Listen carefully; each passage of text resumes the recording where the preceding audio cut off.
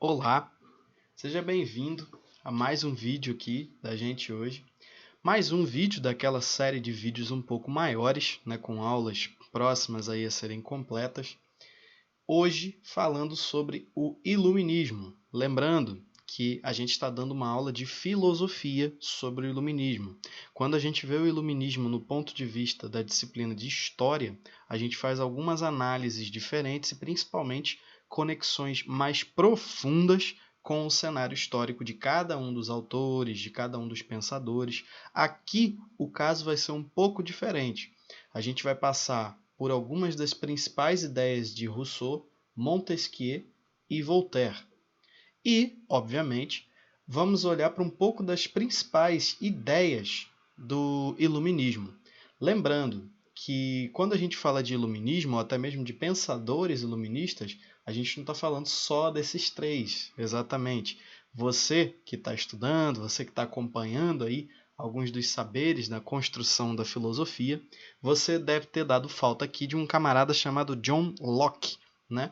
Pois a gente trata um pouco mais, com um pouco mais de ênfase John Locke na filosofia empirista, né? A gente coloca ele ao lado de outros empiristas ingleses e trabalha um pouco mais a fundo ele. Porém, ele, se a gente fosse tratar numa aula de história, certamente ele estaria aqui para compor algum cenário, principalmente do que futuramente serão revoltas e revoluções que vão ser filhas desse tipo de pensamento iluminista. Na Inglaterra, uma revolução industrial, e na França, a tão famosa Revolução Francesa. Obviamente também que existem diversos outros contextos e movimentos que foram influenciados por essas ideias iluministas. Mas que ideias eram essas? Deixa eu aumentar um pouco o zoom aqui, para que a gente visualize de um jeito melhor. Né? Aqui com uma breve ilustraçãozinha. As principais ideias do movimento iluminista estão aqui sintetizadas em três tópicos centrais, na verdade, né? Um tópico diz respeito a uma das grandes obras que esse movimento produziu. Lembrando que quando a gente fala de movimento, a gente não está passando uma ideia de institucionalização, né? De que para ser iluminista você precisava ter uma carteirinha de iluminista, participar do movimento iluminista. Não é isso que a gente está falando. A gente diz que qualquer pessoa que pensasse nessa mesma visão ou se alinhasse com essa mesma visão de pensamento, saindo, né, das amarras de uma prisão medieval ou daquela compreensão que existe, né, da Idade das Trevas, né, construída pelos próprios iluministas, favorecesse desenvolvimento mecânico, econômico, político e etc., nesse contexto em específico, se aproximava de alguns dos ideais iluministas e pode ser compreendido como parte desse movimento de ideias, mas não tenha na sua visão de, então existe uma escola iluminista, né? Os iluministas, né? Eles andavam todos juntos, eram as pessoas legais da escola. Não tem nada disso. Fique tranquilo com relação a isso, certo? Mas aqui a gente tem uma síntese interessante de vários dos saberes que eles ou reuniram ou publicaram e às vezes até mesmo fomentaram como movimento. Para a gente entender o iluminismo, eu construí aqui uma ilustraçãozinha chamada filtro racional, certo? Quando a gente vai para um processo histórico chamado Revolução Científica, a gente aqui tem uma fotinha de Galileu, né? Fotinha não, pintura, né? Porque não existia câmera naquela época. A gente vê que a Revolução Científica utiliza esse filtro da razão para pensar sobre questões acerca do universo. E de uma maneira semelhante, a gente vai aplicar esse filtro quando falamos do iluminismo. Esperar aqui carregar. Quando falamos do iluminismo, a gente vai aplicar esse mesmo filtro para conceber ou para dar luz, né, fazendo aí um pequeno trocadilho com o iluminismo, a uma sociedade livre. Livre de quê? Né? Você sempre vai se fazer essa pergunta, porque quem é livre de algo ou de alguma coisa. Né? Livre das amarras de uma monarquia absolutista. Sim, com muita tranquilidade a gente pode fazer essa ligação do iluminismo nascendo como uma filosofia que vai bater de frente ou vai confrontar diretamente essa monarquia absolutista constituída ali no início, né, nos primeiros anos da modernidade, que vai, né, perdurar aí, principalmente na França, durante longos e longos anos. Algumas das justificativas dessas monarquias não se pautavam em questões meramente racionais, mas sim justificativas divinas ou por parte do clero. E como você, bom estudante, né, de ciências humanas, já deve estar ciente, essas monarquias absolutistas favoreceram processos de de intensa desigualdade social. E o iluminismo vinha justamente para combater esse sistema, propondo, a partir de uma valorização da razão, a construção de um sistema livre, certo? Um dos principais pilares do iluminismo, quando a gente fala de política, quando a gente fala de economia, quando a gente fala de sociedade, é justamente pensar em uma sociedade livre. Economicamente falando, livre de um sistema mercantil muito atrelado aí à figura de um rei para centralizar impostos e etc, etc, etc. Quando a gente fala de uma liberdade política, a gente fala justamente, né, dessa figura aí do absolutismo, dessa noção do absolutismo monárquico, para você ter liberdade de ação política, tanto da parte daqueles que serão chamados de terceiro estado ou até mesmo da burguesia, né, que aqui a gente coloca como um ponto interessante, né, nessa valorização da razão, porque os burgueses, como atores sociais na ordem herdeira de uma Idade Média, eles têm dificuldades de inserção profunda nessas dinâmicas sociais. Afinal de contas, se a gente importa uma ordem social estamental feudal, a gente tem um primeiro estado constituído pela sua, né, nobreza, digamos assim, um primeiro estado constituído pelo clero, perdão, um segundo estado constituído pela nobreza e um terceiro estado constituído pelos demais, né, digamos assim, pegando aí esse pano de fundo francês. E a burguesia, uma vez que estava a cada vez mais ter recursos em suas mãos, almeja ter participação política. E para ter essa participação política, né, em um sistema fechado, se fazia aí existia uma grande dificuldade para que isso ocorresse. Logo, os burgueses eles têm grandes interesses em construir alternativas a esse sistema absolutista monárquico.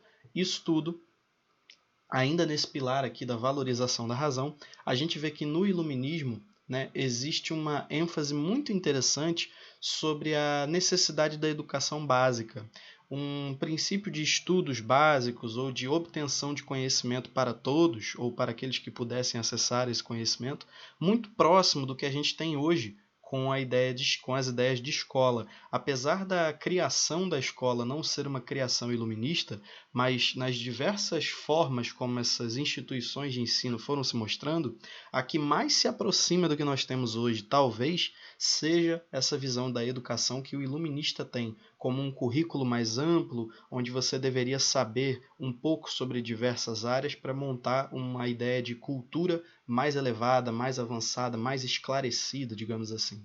Certo? E aqui, para a gente fechar essas principais ideias do iluminismo, a gente tem a construção da enciclopédia. Né? Quando a gente está numa aula de história sobre o iluminismo, é sempre muito mais interessante quando a gente fala da enciclopédia, porque a gente coloca num contraponto de uma sociedade medieval, onde as leis eram escritas na Bíblia, onde os princípios estavam todos registrados na Bíblia, e na visão iluminista você tem uma enciclopédia, que se a gente fosse fazer uma comparação a grossíssimo modo, seria a Bíblia do iluminismo, né? Mas, obviamente, que a gente está fazendo uma apropriação um tanto quanto brincante disso, porque a enciclopédia não tem valor doutrinário, mas ela tem a missão de, a partir de uma prisão aos fatos, né, colocar teoria e prática de um jeito acessível a todos. Como fazer isso? Valorizando os saberes técnico, manual e de novas invenções, né? Saberes técnicos, no sentido daqueles que são necessários desenvolvimentos intelectuais maiores, tanto no campo da filosofia, da matemática, das ciências aplicadas, né, propriamente ditos, e saberes manuais, ofícios liberais daquele contexto. A gente consegue ver que a enciclopédia valoriza desde o trabalhador braçal, do trabalhador mais humilde, digamos assim, até mesmo aquele filósofo. E isso dá uma constrói uma ampla gama de saberes registrados ali na enciclopédia. Inclusive, a enciclopédia também registra diversas invenções daquele contexto, né, como fruto aí dessas revoluções das ideias, onde você observa traços inventivos no campo da política, um pouco mais dados para a França, e traços inventivos no sentido de maquinários, um pouco mais voltados para a Inglaterra. Em aulas de história, mergulha-se muito mais fundo nisso do porquê que a Inglaterra teve como fruto de um ideal iluminista uma revolução industrial e o porquê que a França teve como fruto de um ideal iluminista uma revolução política, né, francesa, né, como a gente chama também. E na enciclopédia existia o interesse de sempre registrar num sentido de busca, ou registrar as coisas existentes, num sentido de buscar sempre o progresso. Progresso esse tanto material, num sentido, né, de invenções ou de coisas novas que se descobriam, de elementos e etc., quanto espiritual, porque um traço interessantíssimo do iluminismo, apesar de alguns negarem isso veementemente, é o fato de que muitos dos filósofos iluministas abraçam concepções laicas, na perspectiva de várias religiões terem tranquilidade para se manifestar na esfera pública, porque alguns associam o iluminismo a uma espécie de movimento ateísta, mas na verdade não é isso. Na verdade, o movimento iluminista defende uma liberdade no campo da manifestação religiosa, para que, se você quiser até mesmo não ter uma religião, você possa ser livre para isso, certo? Mas, no caso aqui, a gente está falando de uma Europa que foi brutalmente sacudida, né, por convulsões a partir da Reforma Protestante. Então, quando a gente defende um princípio de laicidade nessa perspectiva iluminista, né, de um desenvolvimento espiritual, significa você ser maduro o suficiente para conviver em paz e em harmonia, sem necessidade de guerrear com uma pessoa que tem uma fé diferente da sua. Vale lembrar que em regimes absolutistas, né, registrados na história anterior, algumas guerras eram feitas por justificativas religiosas. E quando a gente defende um progresso espiritual no iluminismo, é justamente você se libertar dessa espécie de prisão ou dessas trevas, para fazer aquele trocadilho com o iluminismo, da questão religiosa, propriamente dita. Certo? Com isso, a gente vai falar um pouquinho aqui sobre Montesquieu, que eu vou tentar fazer da seguinte maneira: Montesquieu, Voltaire e Rousseau. Beleza? Então, vamos nessa. Nesse vídeo eu estou sem água, então certamente sofrerei, como já estou sofrendo com minhas gargantas não, porque eu só tenho uma, mas com a minha garganta seca. Para início de conversa, Montesquieu é um barão, logo ele é um nobre. Um nobre esse que teve acesso a uma educação ilustrada. Eu estou vendo que eu escrevi errado aqui, iluminista, né? Deixa eu consertar aqui rapidinho. Iluminista, né? Agora está certo. Né? Que teve acesso a uma educação iluminista, num sentido de já ter esse espírito livre, né, para entender as coisas desprendido de qualquer justificativa religiosa ou de qualquer justificativa política propriamente dita, né? Falando aqui claramente do absolutismo monárquico mais uma vez. E, como alguns dos vários iluministas, ele tece duras críticas às monarquias absolutistas, nessa perspectiva de se referendarem a partir de um poder espiritual, ou seriam os reis indicados por Deus, como assim, né? Eles dizem, e as críticas a alguns dos privilégios ou a condição corrupta do clero daquele contexto. Nessa perspectiva, ele desenvolve uma das suas obras mais importantes, chamada O Espírito das Leis, onde, através de uma investigação da história das sociedades, mas não só numa perspectiva histórica, existem algumas pessoas que vão dizer que a partir de Montesquieu você inaugura algumas linhas de estudo antropológico e sociológico. Um pouco exagerado falar isso, mas de fato a história das sociedades que ele propõe aqui é entender como os seres humanos se desenrolavam em diferentes sociedades ao longo da história. Porque o que ele está tentando investigar aqui é como nascem as leis, o que fundamenta as leis, o que está por trás dessas leis e o que faz com que essas leis sejam aceitas pela população. Lembrando, ele está tecendo críticas a uma ordem social que, em grande parte, ordena o que vai acontecer numa sociedade. Então ele está tentando entender como é que funcionam essas leis a partir dessa história das sociedades. Ele busca entender como funcionam as diferentes manifestações de governo ao longo da história e o que faz com que governos possam prosperar ou o que faz com que governos possam vir a se findar, né, propriamente dito. A partir de quais leis um governo obtém a prosperidade e a partir de quais leis um governo vem a encontrar o seu fim.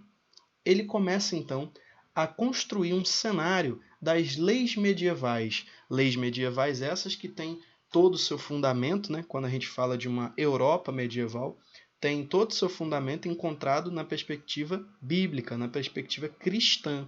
E a partir dessas leis, né, ditadas por Deus, ditadas pelo clero, ele começa a entender ou a construir uma noção de lei moderna, onde a máxima é a seguinte: as leis são uma relação necessária que deriva da natureza das coisas. O que isso quer dizer? As leis, elas não sempre existiram. As leis, elas nascem a partir de relações que são construídas entre os seres humanos. Em algum momento da história, com toda essa análise que ele fez, ele entendeu que as leis, elas servem para regular coisas que já existem. E a partir disso, ele começa, né, com sua visão de um Estado laico, a desgarrar as noções de lei, propriamente ditas, de quaisquer justificativas que não sejam as justificativas humanas, das relações entre os seres humanos, construindo, assim, ideias de leis modernas. E, para isso, ele tece críticas a 3 tipos de governo, certo? Críticas e análises, né, a 3 tipos de governo principais. Seria, em uma monarquia, ele entende que o que vai fazer com que um rei subsista como rei vai ser a honra. Quando as pessoas prestam honra a esse rei, essa monarquia segue. Quando a honra deixa de existir, essa monarquia cai. Numa república, o que vai fazer com que a república subsista ou exista bem é um princípio de virtude, onde todos vão desenvolver virtudes para a preservação da coisa pública. Isso que é que rex publicus, né? Rex publicus seria coisa pública, né?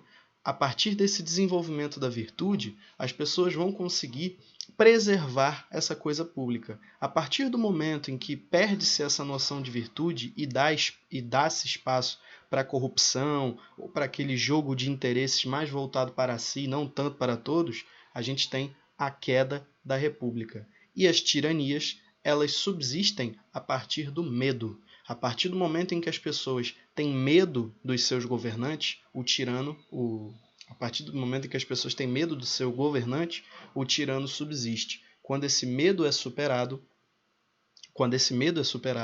as pessoas normalmente derrubam esse tirano.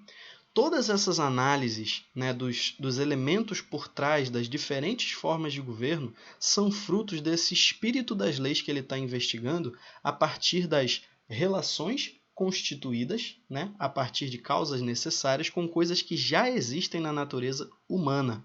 Aqui fica a nota para uma pequena observação acerca de John Locke e um estado natural. Aqui, quando a gente falar um pouquinho mais sobre Rousseau, a gente vai chegar nessa questão do estado de natureza, certo? E, dentro desse espírito das leis, ele entende que a lei é um elemento primordial para conceber ou para fazer valer a liberdade entre as pessoas.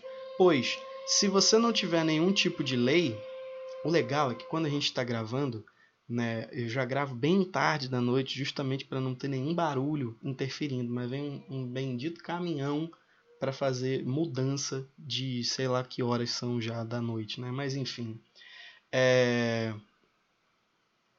a lei existe para regular a liberdade das pessoas, porque se não existisse lei, na visão de Montesquieu, se não existisse lei, as pessoas sequer saberiam o que é ser livre e se prenderiam a um estado complicado ali de existência sem nenhum tipo de regulação. Lembrando, essa regulação nasce de questões naturais. Questão básica, por exemplo, aonde termina a minha liberdade e aonde começa a do outro? Se faz necessária uma lei sobre esses limites da liberdade, justamente para que eu possa exercer a minha liberdade. E falando quanto indivíduo, essa é a análise. Falando quanto governabilidade, aí vem uma das maiores contribuições para a história de Montesquieu, a concepção da divisão entre os poderes. Diz ele que os poderes devem se dividir em instâncias executivas, legislativas e judiciárias, onde as três seriam iguais em importância, certo? Importante entender isso. Iguais em importância, iguais em posição, e uma atuaria como peso e contrapeso sobre a outra, pois se um executivo faz uma besteira, o legislativo e o judiciário caem em cima. Se o legislativo faz uma besteira, o executivo e o judiciário caem em cima. Se o judiciário faz uma besteira, o legislativo e o executivo caem em cima. Sobre representações de como se darão na prática esses três poderes, vide Rousseau, né? Na perspectiva aí do contrato social. Perdi aqui o meu link. Do contrato social.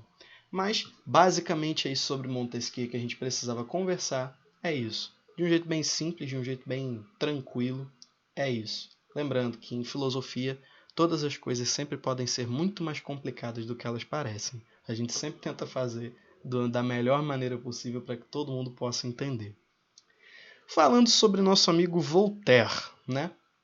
Tem umas piadas interessantes que a gente faz sobre o nome dele, mas não convém fazê-las.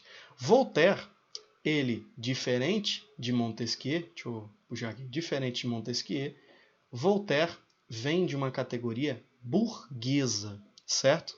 E apresenta uma fé deísta. Logo, para ele, não tem bronca você professar uma fé em Deus, você professar um credo alicerçado em cima de uma noção de um Deus superior que nos governe.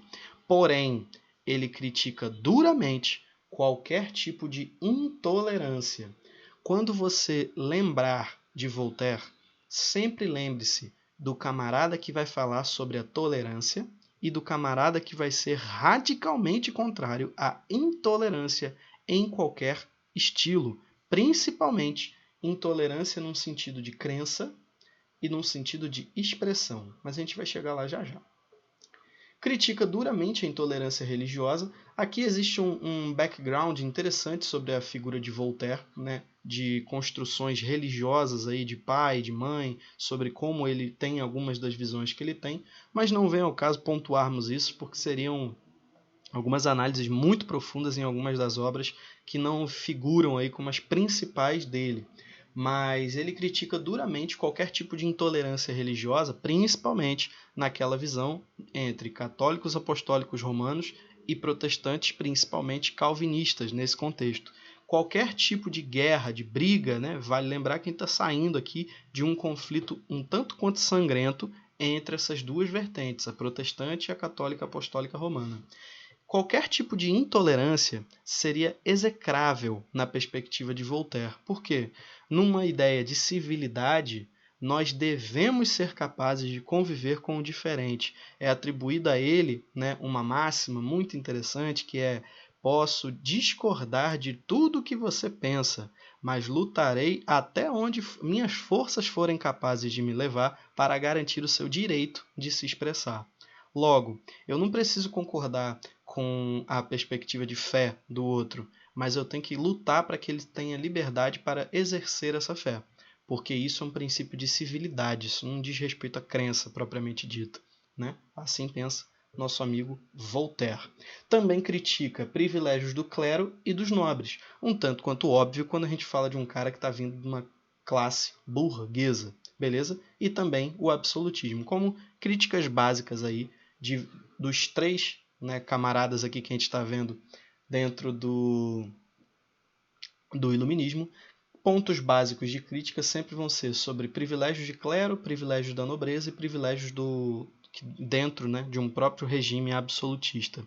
Muitos deles vão tecer essas críticas com algumas pequenas diferenças aí de um para o outro, porque um é burguês, um outro é nobre e assim vai, né? Você tem algumas alterações pequenas, mas vale entender que tanto Voltaire quanto Montesquieu estão vindo de contextos de boa vida, né? A gente não está falando de gente pobre, a gente está falando de gente que tem muita condição para parar e pensar sobre a sociedade, beleza? Diferente do nosso amigo Rousseau, que já já a gente vai falar dele. E, ao passo em que ele critica esses 3 pontos, ele defende a tolerância entre as religiões, né? Voltaire pode ser tido aí também como um dos pais desse princípio, né, de defesa da manifestação religiosa em esfera pública, do que futuramente será conhecido como Estado laico. Isso tem aí um longo caminho sendo percorrido desde as raízes mais profundas da Reforma Protestante, chegando aí à iluminação de alguns dos iluministas, dentre eles nosso amigo Voltaire, né, defendendo a tolerância na religião. Sério, meu jovem, sério, minha jovem. Se não lembrar de mais nada sobre Voltaire, lembre-se: tolerância. Tolerância, respeito e liberdade de expressão. Por quê? Como uma boa pessoa que versa aí, ou que estuda as cartilhas do liberalismo, filho, né, dessa visão iluminista, ele entende que o ser humano é provido de direitos naturais. O direito à vida, o direito à propriedade, muita atenção para isso aqui, porque mais à frente é um dos embriões do sistema capitalista, mais à frente é um dos embriões de diversas revoluções, mais à frente é um embrião até mesmo das críticas ácidas que o nosso amigo Rousseau vai fazer sobre esse contrato social, certo?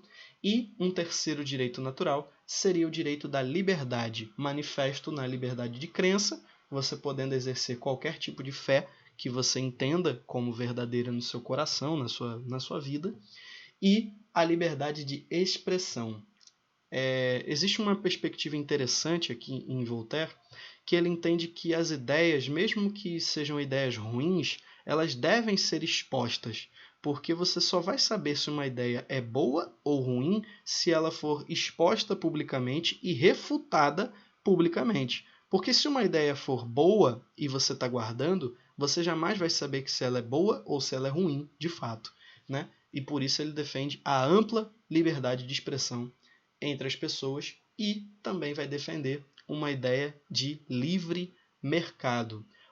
Não precisa ser tão Sherlock Holmes quando você vê liberdade de mercado sendo um dos pilares defendidos por um jovem, né? Não é tão jovem assim, mas por uma pessoa da classe, vamos chamar assim, burguesa, certo?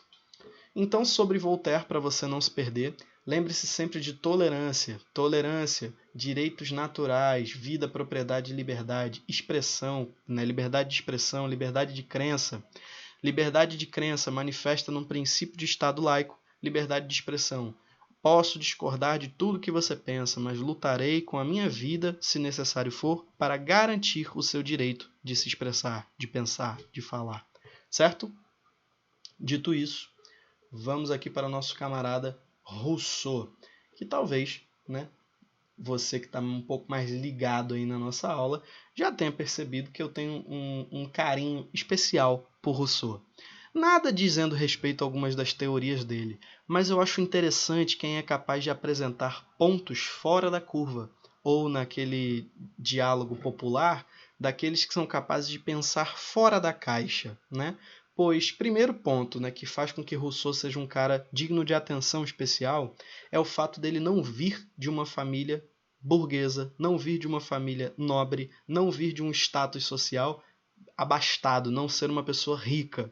Se a gente fosse estudar a história de Rousseau, é uma história um tanto quanto sofrida, com uma série de questões aí que permeiam a existência dele, embora, né, o Rousseau da fotinha que a gente está vendo já é um Rousseau que está minimamente ali estabelecido, com seus ofícios sobre música e etc., né, lecionava música, e consegue despender de alguns dos seus recursos para justamente colocar publicamente as suas ideias. Mas não foi tão bem aceito assim, pois, a princípio, né, para início de conversa, ele vai falar um pouco sobre um estado de natureza do ser humano, que é um estado de natureza chamado de o estado do bom selvagem, que, diferente do que existia como ideias estabelecidas, para ele, o ser humano naturalmente ele era livre, sozinho e feliz. Diferente do que foi visto lá por outros filósofos, até, né, por algumas concepções que tocam ali um estado natural concebido por John Locke, ele vai dizer que ao contrário do caos, ao contrário da guerra, o ser humano sozinho viveria bem. E aí você fala, pô, se o estado natural é um estado bom, é um estado de paz, um estado de tranquilidade, como é que começou toda essa convulsão social, todo esse cenário de desigualdade que a gente vê? Ele diz pra gente que tudo começou quando alguém teve a brilhante ideia de criar a propriedade privada. Quando a pessoinha viu lá um pedacinho de terra e falou assim, putz, achei legal, é meu. E ninguém virou e falou assim, como assim é seu? É de todo mundo. E aceitou essa pessoa dominar aquele pedaço e chamar de seu, ele diz que a partir disso, da propriedade privada, montou-se todo um pacto social, né, ou uma convenção de leis, uma convenção de usos e costumes, que vai dizer respeito a uma sociedade desigual, que vai considerar aqueles que vão ter acesso à propriedade como melhores e aqueles que não têm acesso à propriedade como menos favorecidos. Lembre-se um pouco do background do nosso amigo Rousseau. E a partir disso, lembre-se, aqui quando a gente fala da enciclopédia, a gente está dizendo que os iluministas, de uma maneira geral, eles estão felizes com o progresso que eles têm alcançado com toda a capacidade inventiva e racional deles. E aí, nosso amigo Rousseau diz que o que existe como cultura ou como valorização cultural presente nesse momento é a valorização de uma cultura do regresso. Isso, por si só, já apresenta para a gente. Aqui a gente tem o título do livro em que ele fala um pouco sobre isso, né? Que é o Discurso sobre a Origem e os Fundamentos da Desigualdade entre os Homens. Ele diz que essa cultura do regresso vai significar para a gente algo um pouquinho mais complexo, pois, para Rousseau, aqueles que vão se dedicar às artes e às ciências vão ser aqueles herdeiros de uma tradição nobre, uma tradição rica, e você valorizar esse tipo de desenvolvimento cultural rico, abastado, que produz essa arte, que produz essa ciência, é você não valorizar, é você não atacar frontalmente um dos maiores problemas da sociedade que eles estão inseridos, que é o problema da desigualdade. Porque se você louva os frutos de uma cultura que alimenta ou retroalimenta a desigualdade através do seu pacto social estabelecido, você louva uma cultura que apresenta um regresso que vai contrário a uma ideia de um estado natural de liberdade, de solitude e de felicidade do ser humano. Logo, louvar aquilo que o ser humano está fazendo no contexto em que ele está fazendo, num contexto de uma monarquia absolutista, de uma sociedade desigual, representa um louvor a uma cultura do regresso. E aí a galera para ouvir e fala assim, beleza, cara, você tem o seu ponto. Né? De fato, a gente não consegue discordar disso. Mas o que você propõe, então, para resolver essa questão? Ele diz, simples, eu proponho um novo pacto social. Como seria esse pacto social? Talvez essa seja uma das questões mais importantes ao se falar sobre Rousseau. Nessa aula, né, um pouco reduzida aqui para a gente entender esses pontos centrais da filosofia desses três coleguinhas aí da gente, certo? O novo pacto social deveria compreender a participação de todas as pessoas. Lembre-se, quando falam-se todos, não estamos falando de todos menos alguns, estamos falando de todos, todos, certo? Todos, literalmente, desde os mais ricos até os mais pobres, desde os mais letrados até os mais iletrados, desde os mais notáveis na sociedade até aqueles que são ditos como invisíveis. Pois, no novo pacto social, o indivíduo perderia espaço para a noção de coletivo. Né?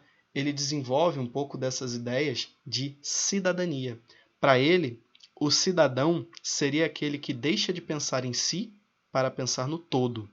Nessa visão, uma construção participativa de um novo pacto social teria como corpo político principal a busca pelo bem comum a todos na sociedade. E nesse bem comum, você produziria leis justas que não estariam alicerçadas em uma sociedade de privilégios, mas em uma sociedade participativa, onde o que eu tenho, o que eu sou, perde espaço para aquilo que nós somos ou que nós temos, diria-se assim.